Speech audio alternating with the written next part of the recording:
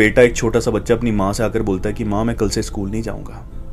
एक माँ की बड़ी दर्द भरी कहानी है, सच्ची कहानी है।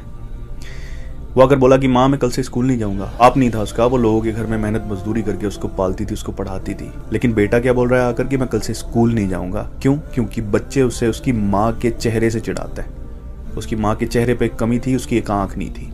माँ ने बहुत समझाया, बेटे जब तक तू बच्चा है, बड़ा नहीं हो जाता, तुझे ये सब करना सहना पड़ेगा, उसके बाद तू मुझे छोड़ के जा सकता है। माँ ने उसे मना लिया। दिन गुजरते गए, लेकिन जैसे जैसे उस बेटे की उम्र बढ़ती गई, उसके दिल में माँ के लिए नफरत और ज्यादा बढ़ती गई। खुदा करे लोगों के दिलों में एटलीस्ट माँ बाप के लिए तो नफरतें नहीं होनी चाहिए।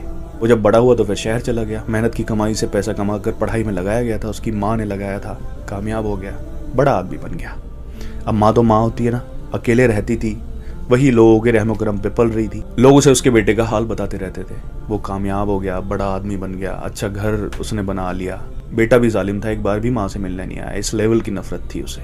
फिर किसी ने आकर कहा कि तुम्हारे बेटे ने शादी भी कर ली है। सोचो ना क्या बीती होगी उस माँ के दिल पर, जिसने मतलब इतनी कुर्बानियां देकर उसको पाला बड़ा किया, और उसने सारी खुशियों से अपनी निकाल फेंका। फिर हद तो तब हुई जब किसी ने कहा कि तुम्हारा पोता पैदा हुआ है। अब माँ से नहीं रहा गया।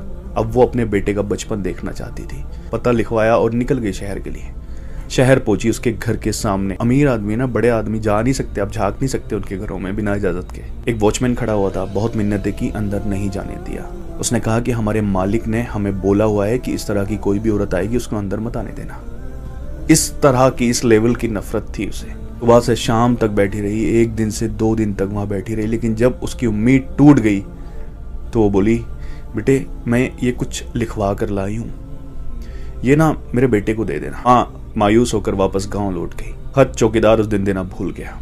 अगले दिन उसने मालिक को दिया, और जब उसने वो खत पढ़ा ना कि बेटे इतनी नफरतें ठीक नहीं होती, तो पता है जिस कमी से मेरी तू चिढ़ता था उसकी कहानी बताती हूँ। बचपन में जब तू बच्चों के साथ खेल रहा था ना, किसी ने तुझे धक्का दिया और उसकी वजह से आंख में तेरी घाव हुआ और तेरी एक आंख चली गई।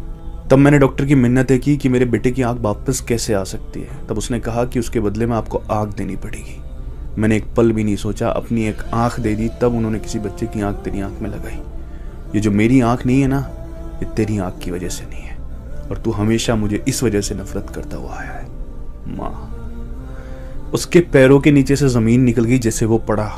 गाड़ी उठाई, गांव गया, लेकिन देर हो चुकी थी।